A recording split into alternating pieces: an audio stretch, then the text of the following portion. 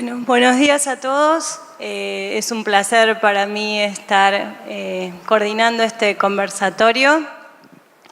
Y antes que nada, como es una conversación informal donde todos nos vamos a nutrir de las prácticas cotidianas de la interdisciplina en este caso y del órgano de revisión, quería agradecer la posibilidad de estar aquí y además de darles la bienvenida a nuestros conversadores. ¿Sí? Les presento al doctor Norberto Garrote, él es médico psiquiatra, director del Hospital Pedro de Elizalde, del Hospital de Niños de la Ciudad Autónoma de Buenos Aires, flamante exdirector, por lo que me acabo de enterar, porque el 2 de mayo se acogió a los beneficios jubilatorios, así que está comenzando una nueva etapa. Y bueno, durante 30 años trabajando en el hospital de niños como jefe de la unidad de violencia familiar antes de asumir la dirección. Además es profesor y director de la Universidad de Museo Social de la especialización en violencia familiar. También nos acompaña la doctora María Graciela Iglesias. Ella es una ex colega porque fue funcionaria de la Defensa Pública en el Departamento Judicial de Mar del Plata, con posterioridad fue juez del Tribunal de Familia de Mar del Plata, profesora de distintas universidades nacionales y también, expositora, y te hemos leído mucho también, María Graciela, en tus sentencias, no solo en su momento cuando eras juez, sino también en múltiples publicaciones académicas. Actualmente, y desde el año 2013, desde que se reguló, desde la sanción de la Ley de Salud Mental, el órgano de revisión, ella está a cargo de la Secretaría Ejecutiva del órgano de revisión de salud mental, bajo la órbita del Ministerio Público de la Defensa de Nación. La idea de este conversatorio, no sé si quieren agregar algo más que nos ilustre, ¿sí?, de su vasta experiencia en esta materia. Lo que nos convoca es un tema por más delicado y sumamente amplio para tratar, con muchas aristas que en el breve y poco tiempo que tenemos no vamos a poder desarrollar, pero sí el eje de esta conversación va a estar centrado en una mirada multidisciplinar de un niño que ingresa a un proceso de internación psiquiátrico como un dato en su historia vital que realmente lo condicionará, ¿sí? Y dependerá mucho de esa internación, cómo será su futuro y cómo se organiza y se aborda la familia en particular.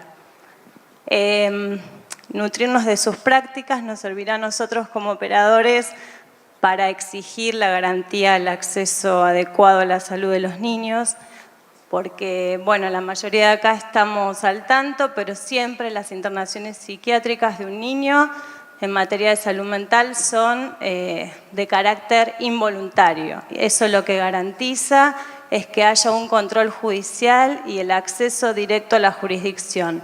Por lo tanto, más allá de los operadores jurídicos, defensores especiales, en control de internación, tenemos un juez que controla esas garantías de la Ley de Salud Mental.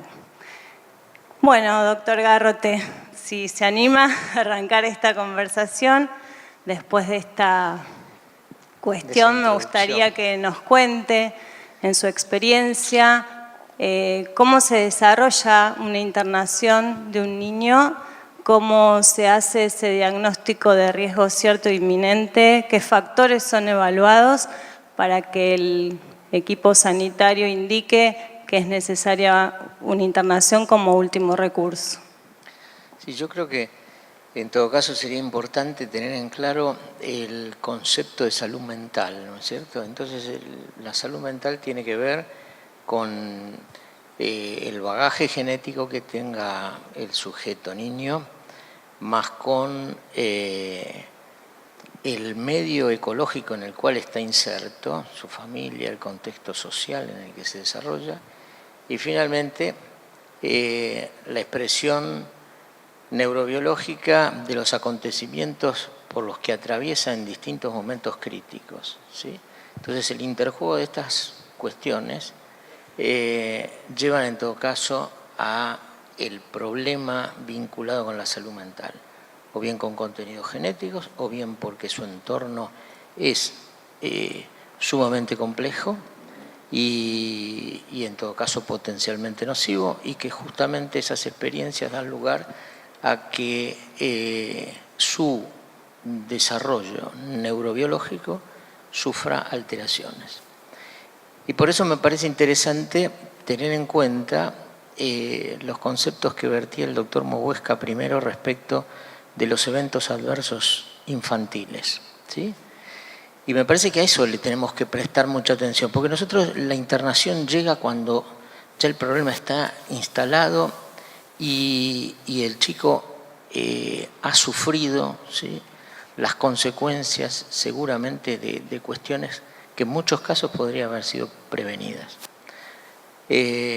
Las experiencias adversas infantiles se cree a través de distintos estudios que la padecen más del 50% de los chicos entre los 0 y los 5 años de vida.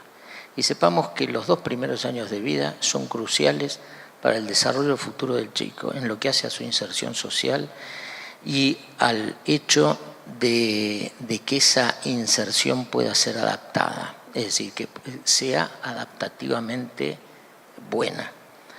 Los chicos que tienen carencias de distinto tipo tempranamente o situaciones traumáticas, porque estos eventos adversos están íntimamente vinculados con el abuso en lo que hace a la carencia del aporte que requiere el chico desde el punto de vista emocional, al maltrato físico, al abuso sexual, a la presencia de un hogar donde la madre es violentada por el padre, al hecho de que alguno de los padres sea o padezca una patología psiquiátrica, al hecho de que alguno de los padres esté privado de su libertad por el hecho de estar en conflicto con la ley penal.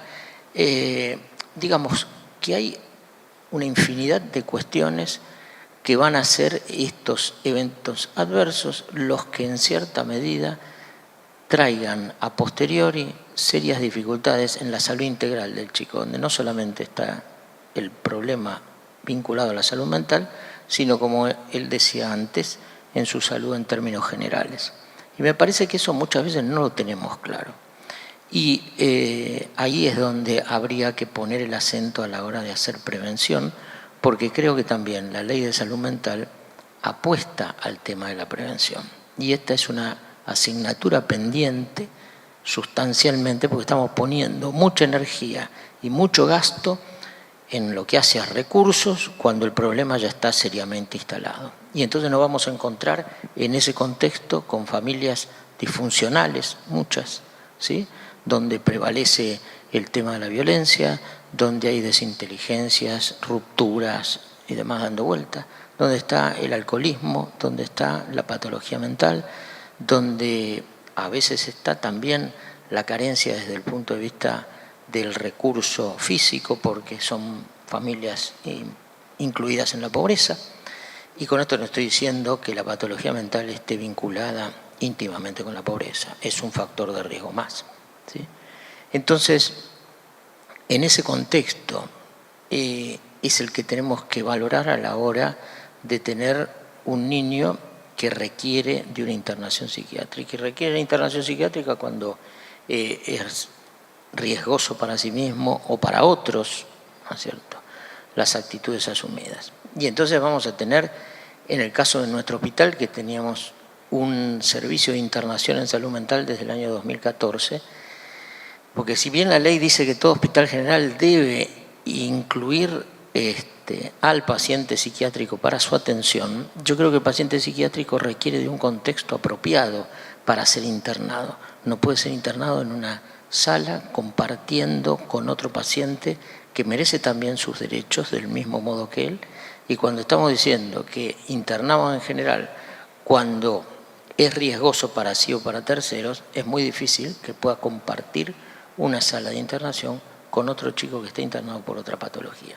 Es decir, tiene que haber un medio ambiente adecuado y protegido, con personal apropiado, que esté en condiciones de asistir desde el punto de vista integral a un chico que requiere la internación. Y cuando digo integral, tiene que estar psiquiatra, psicólogo, trabajador social, el acompañante terapéutico que también está apoyando la labor, el terapista ocupacional, el personal de enfermería apropiado, como para que ese chico tenga en el menor tiempo posible una posibilidad de salir con un tratamiento integral para llevar adelante.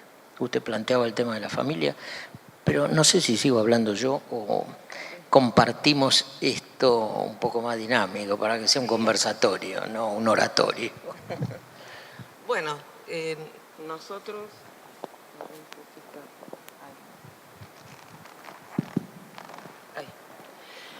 Bueno, nosotros como organismo de control específico de derechos, coincido casi en un 80% en lo que usted acaba de afirmar, porque es lo que nosotros detectamos, los hallazgos que nosotros tenemos a partir de una supervisión. Quizás lo diferente, si es que hay una diferencia, es que nuestra responsabilidad es verlo en el atravesamiento de los derechos.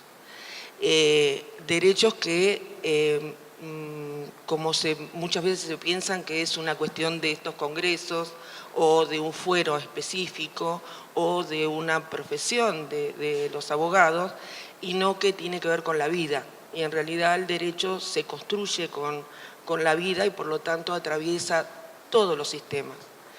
Una de las cuestiones que nosotros vemos con la internación, coincidiendo absolutamente con usted y más que con usted, con lo que dice la observación general número 15 del Comité de los Derechos del Niño, es que tiene que existir prevención, promoción y desarrollo.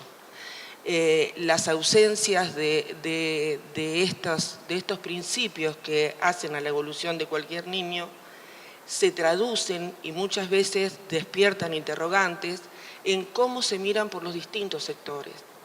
Nosotros observamos una cuestión paradojal.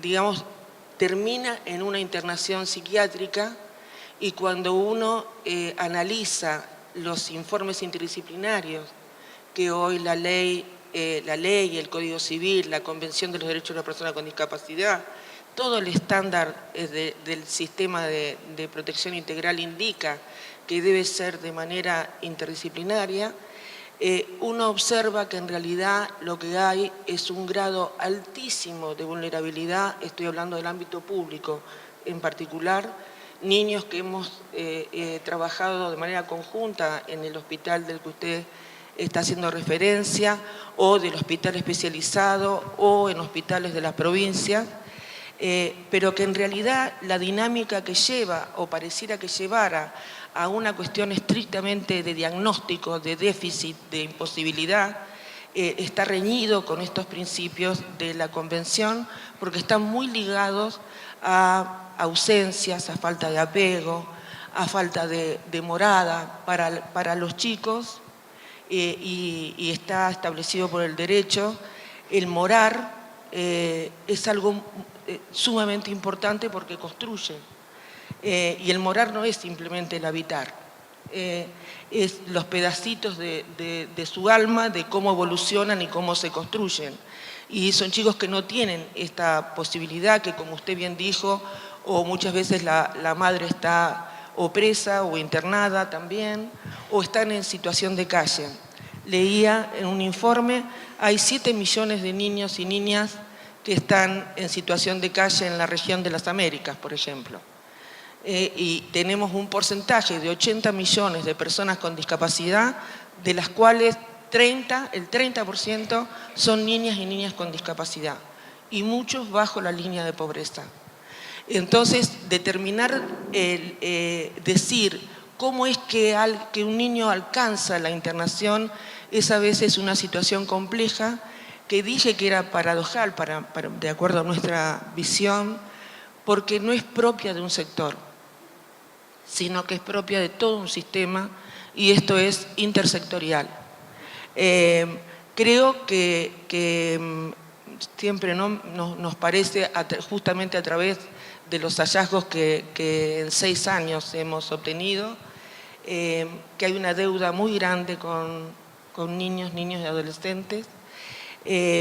Sentimos muchas veces que, objetivamente, que se coloca en una cuestión estrictamente diagnóstica y los niños tienen un pasaje que va desde una internación a un hogar y desde el hogar a la internación. Y repentinamente a los 18 años alcanzan la mayoría de edad y quedan en una situación de calle, o después la propuesta puede ser todavía el hospital especializado de adultos o la propia cárcel. En muchísimos casos esto está chequeado, entonces creo que hay una necesidad de reafirmar y de achicar las brechas de la anomia en relación a los sistemas, a la intersectorialidad y a la interdisciplina, porque si no creamos y agotamos, por ejemplo, pensar que es un problema exclusivamente de salud, cuando salud es un actor y se le exige a salud muchas veces que actúe como si fuera el lugar de alojamiento.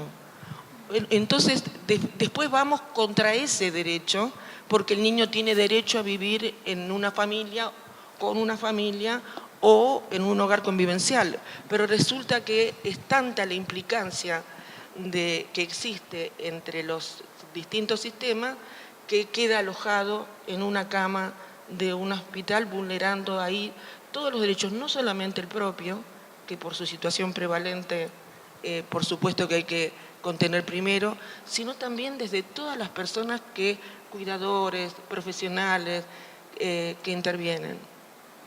Sí. ¿Y cómo deberíamos, más allá, a ver, este es un tema que se centra exclusivamente en la prevención y en la detección a tiempo de algunas cuestiones, y la intersectorialidad que marca la Ley de Salud Mental y el artículo 26 de la ley, que en niños, niñas y adolescentes se complementa o va de la mano con la 26061, en el ámbito de la provincia la 13298 en similares términos, y esta prevención que a veces es deficiente y ausente programas de acompañamiento en una externación de un niño. Cuando debe externarse una internación psiquiátrica tampoco hay un soporte de acompañamiento para esa familia, que debe entender, aceptar y hasta capacitarse para abordar la salud de ese niño, ¿sí? Desde todo ámbito. Entonces, como operadores jurídicos tenemos herramientas, quizá no está tan visible el hecho de hacerlas exigibles en un proceso judicial de este derecho que también se pone en juego, que es el niño a ser criado en su familia y al acceso adecuado, ¿sí?, a un programa de asistencia a su salud, en este caso mental, que es lo que llevó a la judicialización o al control judicial. ¿Qué herramientas podemos llevar a la práctica más allá de la exigibilidad de los derechos con la ausencia de programas desde nuestro rol judicial, ¿sí?, como defensores? ¿Qué deberíamos exigir que no se exige o que podría ser necesario llevarlo a la práctica?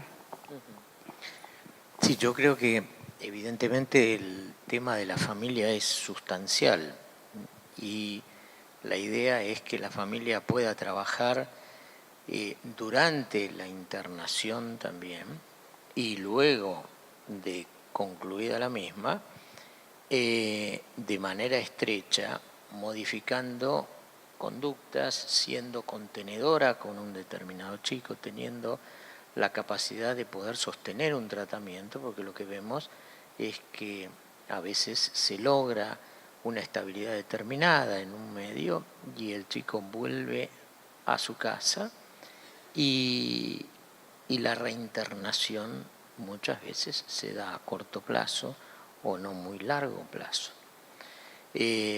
Faltan dispositivos que pudieran trabajar en la casa con la familia, porque evidentemente hay que recrear una demanda. Muchas veces la demanda está puesta en venir a controlar a un chico que ya no aguantan más, que no pueden con él y que no quieren saber más nada. Y es más, muchas veces la familia no está presente o el referente puntual no está presente durante la internación. Esto forma parte de la realidad esta. Y se intenta con la familia ampliada y se intenta, lo que ocurre muchas veces es que tampoco está disponible el adulto útil que podría venir a dar una mano por el tema del horario, por sus compromisos laborales, por infinidad de cuestiones que a veces hacen muy difícil esto. Tampoco tenemos la presencia de hospitales de día que pudieran acompañar una externación de manera mucho más apropiada. El tema de los dispositivos acordes a las necesidades que tiene un tratamiento integral, digamos que no abundan, ¿sí? Es cierto que hay déficit en ese sentido también. Pero ¿La escuela cómo actúa como agente?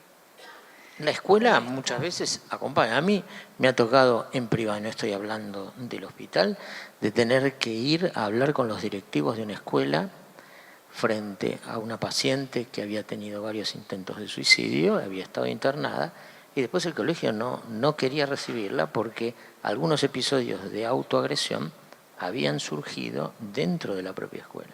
Y la escuela no quería aceptar a esta paciente que había salido de la internación con otro tipo. Bueno, no solamente tuve que ir a hablar con los directivos, sino que tuve que ir a hablar con los compañeros de la escuela para que pudiera, porque le tenían miedo a lo que pudiera hacer, porque se cortaba con una tijera o con otra cosa que había sacado de otros compañeros. Pero por eso digo, a veces el trabajo es muy artesanal y esto no tiene que ver con la ley, tiene que ver con el compromiso profesional en una instancia que va más allá de la ley.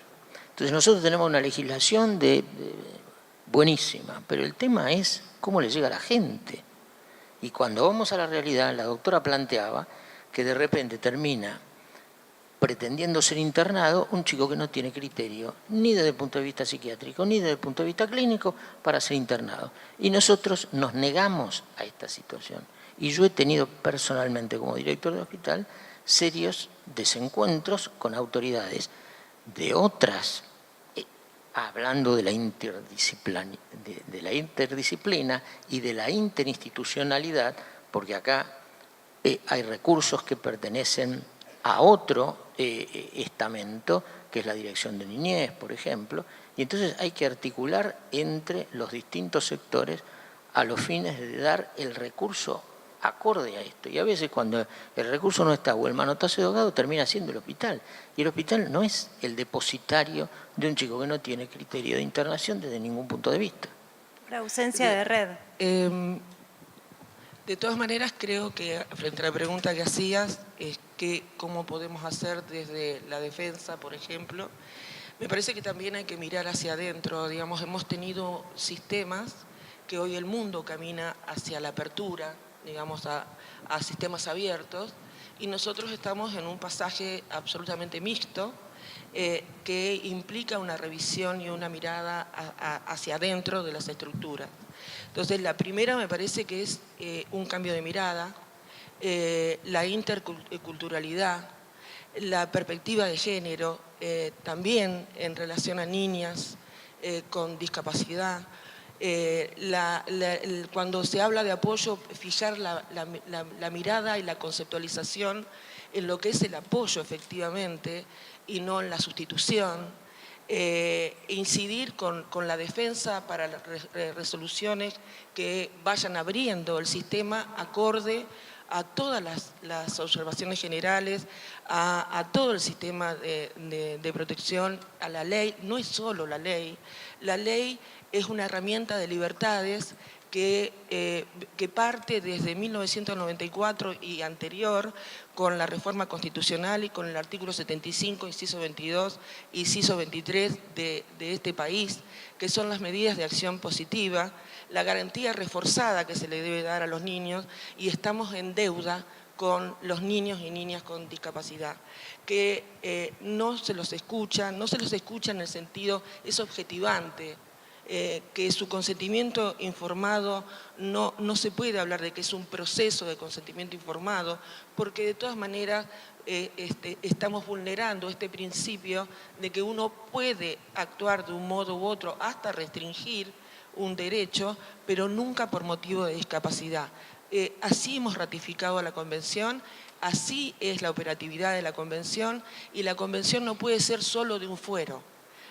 La Convención atraviesa a todos los fueros y en este sentido creo que es donde se pone la mayor responsabilidad en los niños, en las niñas, en los adolescentes, que el Estado se ha comprometido a una garantía. Entonces, me parece que por nuestra pertenencia, son los cambios de práctica también, el sentido crítico permanente desde cómo se ejerce la defensa, se hacen esfuerzos extraordinarios, y desde los otros sectores también, porque por ejemplo en salud es evidente que el cambio del sistema también es de apertura, que hoy un niño internado no puede no tener un equipo a la tarde, o varios equipos, o apoyos, o permanente acompañamiento y cuidado, porque la medicación y cuidado con la medicalización de la infancia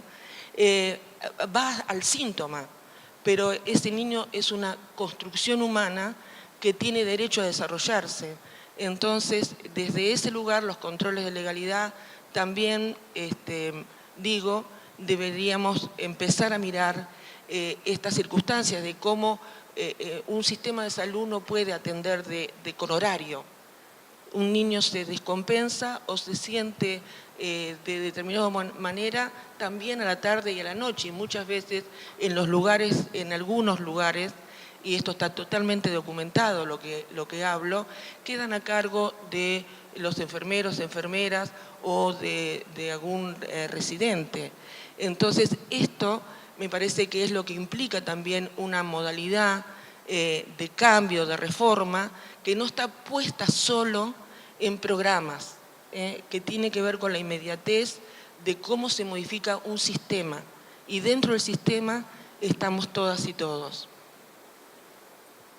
Sí, y en esta construcción de la subjetividad de cada niño, cómo incide, o sea, la carencia afectiva o las adversidades socioeconómicas, culturales que atraviesa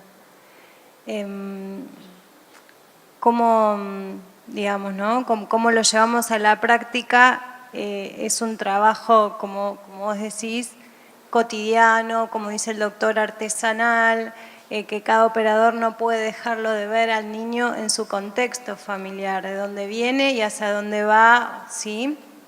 Y en eso creo que estamos de acuerdo. Y también en esto que decís, de que todo el plexo de derechos que se le reconoce a los niños, también a los niños con discapacidad, con este plus de protección. Y en cuanto a la materia de internación de niños, cómo recabar ese consentimiento, porque que la ley ponga la obligatoriedad de considerarla de carácter involuntario tiene que ver con la doble garantía, pero no con la negación del derecho. Entonces la exigibilidad de esa construcción del consentimiento no está suplida por la involuntariedad del carácter de esa internación. Por ahí me gustaría que en breve tiempo, si nos podés comentar en estos años que lleva trabajando el observatorio, cuáles son las mayores observaciones o falencias en materia de internación de niños que han detectado. No somos un observatorio, pero sí somos un organismo de control de derechos en materia de salud mental, lo que hace a un pequeño comité para una ley, y lo que hemos observado es eso, que ante imposibilidad de una intersectorialidad y de una política pública que verdaderamente digamos, vaya con la rapidez que los derechos han ido, los niños tienen una situación de mucha vulneración y retracción de sus derechos que aumenta a aquello que ya les sucede en su familia de base. Lo que me parece que eso requiere entonces definiciones concretas. Y una de esas definiciones concretas es decir, bueno, el interés superior de un niño mirando a la directriz que impone la Convención de los Derechos del Niño. ¿Cuál es? ¿Es a mantenerse con su familia de origen? Esta es la primera cuestión. Esto no resulta posible en razón de extrema vulnerabilidad de la familia, en razón de familias monoparentales o materparentales, o en razón de la situación que atraviesa los progenitores. Eso implica necesariamente que un niño o una niña deba entonces tener un camino hacia una medida especial que quizás más tarde lo pueda llevar a una declaración de adoptabilidad, o debería de tener sistemas de apoyo, de acompañamiento, de situaciones de maternidad asistida, hablo por ambos progenitores, y cuando esto no se pueda, recuerdo un librito chiquito que había hecho el doctor Cárdenas hace muchísimos años, juez de familia del juzgado 9, tan recordado, que decía ¿quién ayuda a esta mujer? Y me parece que en las prácticas hay cierta necesidad de resolver situaciones y la oferta está dada en la internación, por un lado, que por supuesto que si hay criterio de internación es el primer derecho que tiene cualquier persona porque hace al derecho fundamental a la salud, pero no como un sucedáneo o para resolver este paradigma de la ausencia, ¿no? que trae la niñez. Entonces, a partir de eso, trabajar sobre recursos que impongan situaciones convivenciales donde muchas veces en situaciones de hogares, estoy trabajando ahora en una situación donde no hubo control de legalidad de ningún tipo, se descuidó, era un niño más en un hogar que hace un síntoma de gripe y no era gripe y termina falleciendo. Y no había ningún control de legalidad atrás de eso. Me parece que eso habla de la responsabilidad del Estado y eso nace con la modificación de las prácticas, independientemente de que tiene que haber decisiones de los decisores para establecer políticas que entonces sí tengan los dispositivos y lo que se reclama, pero pensar que es solo el dispositivo cuando por ahí nos reunimos en una audiencia todos los representantes del Estado y decimos esta niña no reúne perfil. Y no hay perfil. Y si no hay perfil, no hay lugar a donde ir. Y entonces queda en el mismo lugar porque con 10 años no reúne perfil porque en tal lugar no puede ir, porque no atiende, porque no está adaptado, porque no es Entonces me parece que es el Estado el que tiene que adaptarse a ese perfil. Y es el Estado el que tiene que construir ese perfil. Esa me parece que forma parte de una deuda que mantenemos independientemente de todas las otras situaciones que cada uno de los sectores vivimos, pero cuando uno va a monitorear comunidades terapéuticas donde hay niños de 8, 9, 10 años y tiene un sistema de conducta que no lo tendría en un sistema carcelario, digo, acá evidentemente los organismos de control de derechos también debemos de promover, de articular y de trabajar con todos los sectores de manera mancomunada. No es un único sector. Me parece que hay que construir, ¿no? Que hay que seguir construyendo independientemente de la situación de la pobreza, independientemente de las limitaciones, porque la única limitación no permitida es la que se le impone a un niño. Bueno, si usted quiere agregar algo más o hacemos... No, creo que en todo caso el denominador común tiene que ver con la necesaria comunicación fluida que debe haber dentro de un sector y entre los distintos sectores. Porque creo que el órgano revisor, así como planteaba la doctora, que advierte una falencia determinada, es importante que la pueda hacer valer al sector que está en déficit, ¿sí? Y lo digo esto con conocimiento de causa, porque yo la escuchaba a la doctora y veía qué es lo que ocurre con nuestra dotación profesional dentro de la sala de internación, donde los sábados, domingos y feriados es un grave problema porque nosotros no tenemos el equipo interdisciplinario dentro de la sala, que es fundamental a la hora de la contención y todo el apoyo que requieren estos pibes, que no pueden estar exclusivamente a manos del personal de enfermería y del equipo de guardia, del equipo de salud mental de guardia, que está en la guardia externa y dependiendo de la consulta externa y de todos los lugares, que no está inserto, tiene que estar en el lugar, porque cuando se lo llama es porque ya el problema se trasladó a un lugar que no debió haber estado. Y entonces tenemos lesiones del personal, porque el chico se desborda y entonces el personal termina con la RT, o el otro que se excede y entonces por orden judicial termina excluido. Y bueno, pues, esas son las cosas que nos pasan. Sí.